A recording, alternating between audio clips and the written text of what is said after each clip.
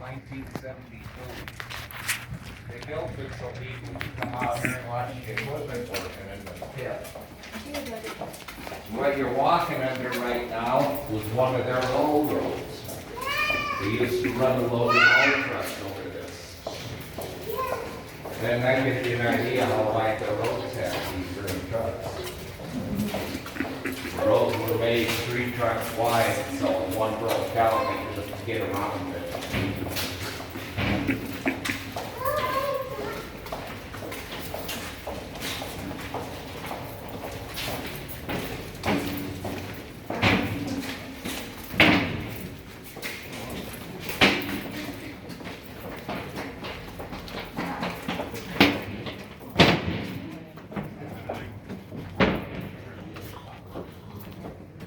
Well, welcome to Lake Berkeley.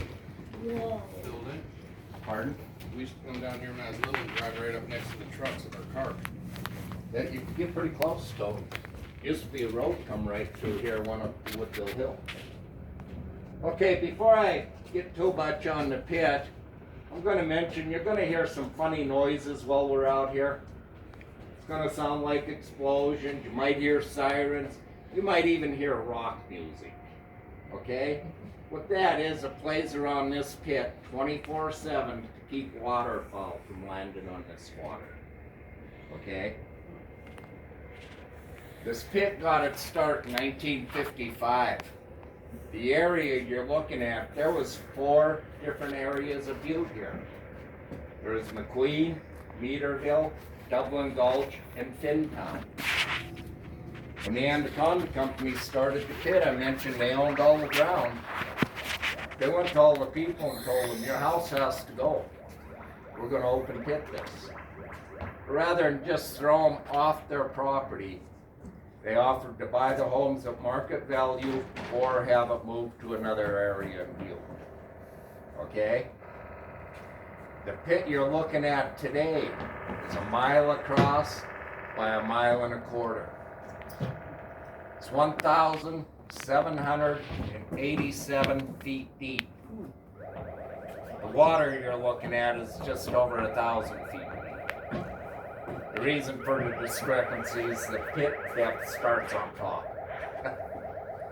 Okay?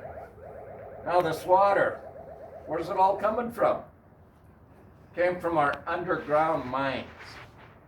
The old-time miners, as they were mining, they got below the water table, had to start pumping the water out of the mines. They pumped it directly down Silverbow Creek. Well, when they shut the mines down, the EPA told them, turn the pumps off. We don't want to keep polluting that creek.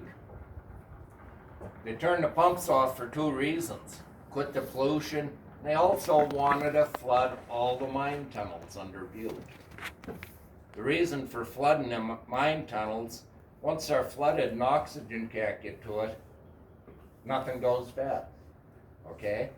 Well, once the tunnel's all flooded, the water needed somewhere to go, so it didn't just keep coming up and out the shaft. Well, when they dug this pit down, they were going through numerous mine tunnels. And as them tunnels underground filled up, water come out here into this pit. When it first started in this pit, you couldn't see the bottom from here, but when you could finally see the water, it was kind of a brownish color. Then as it raised, it turned to a real pretty blue color, which blue's typical of silver leaching into it. And now as you can see, it's green, and that's typical of copper. Okay? As I mentioned, the water here is pretty toxic. The pH in here is about 2.5 right now. It's getting better since the tunnel's all flooded. It don't pick up as many of the minerals and stuff, no oxygen. And that pH is about the same as a can of Coke. Okay? But there's arsenic, you name it, in this water. This water is coming in here about 10,000 gallons a minute. If it was to get up another 12 feet, it'd be bad news for Butte. Where it's at right now, it sits in solid granite and not soak into the groundwater. got up that other 12 feet, then it could start soaking into the groundwater, and that'd be bad news for you.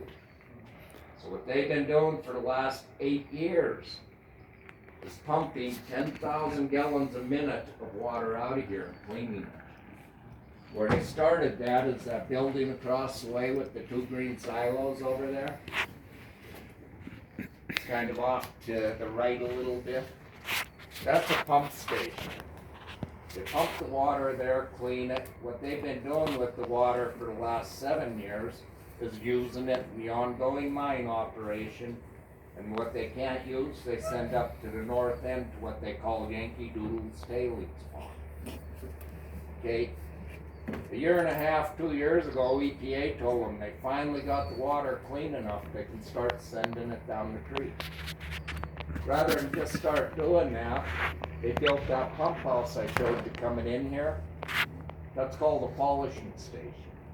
So all this water they're pumping out here gets cleaned and goes through that pump house.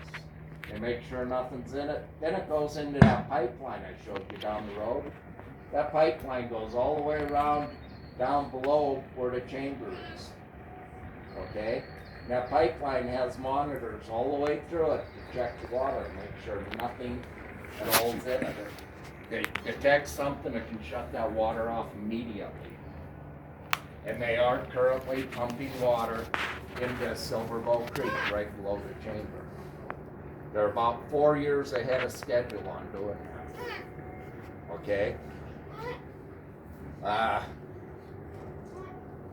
The noises I told you about to keep the waterfowl off here, about 2.5, 3 years ago, we had just over 350,000 snow geese migrating over Butte.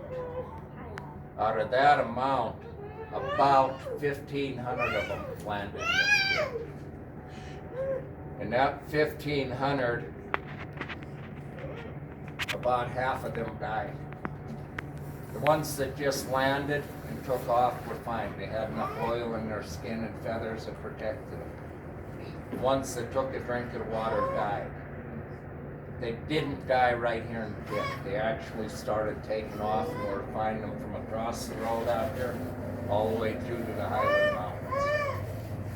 After that happened, Montana Resources got with Arco and they invested in 2 huge air cannons.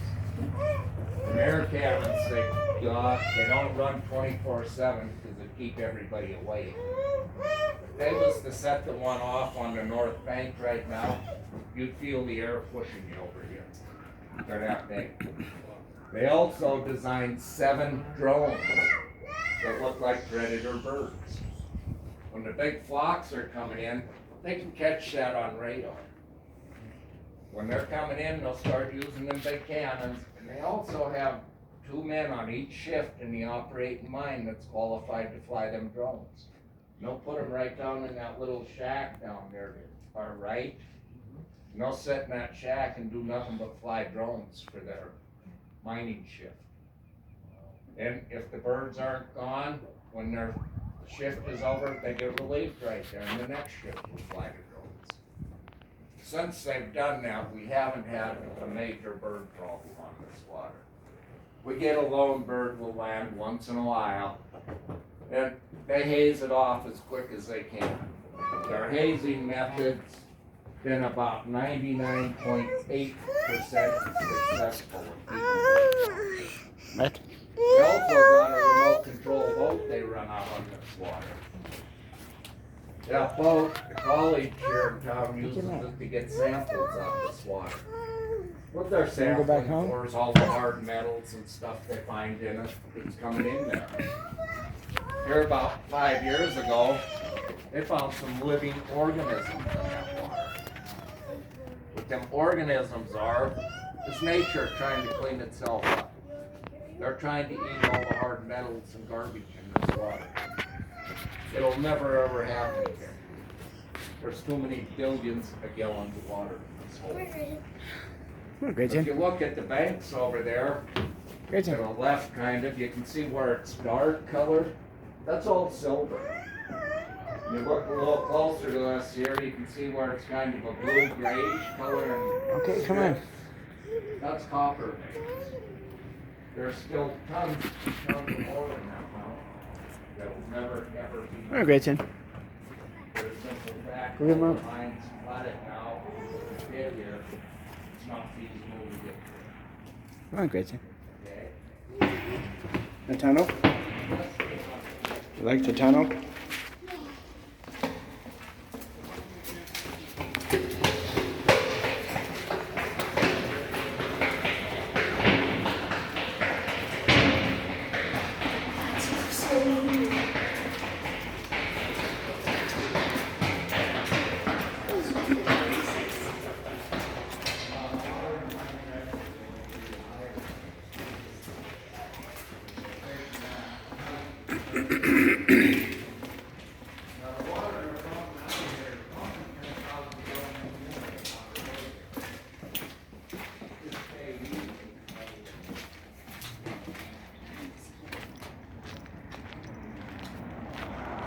What?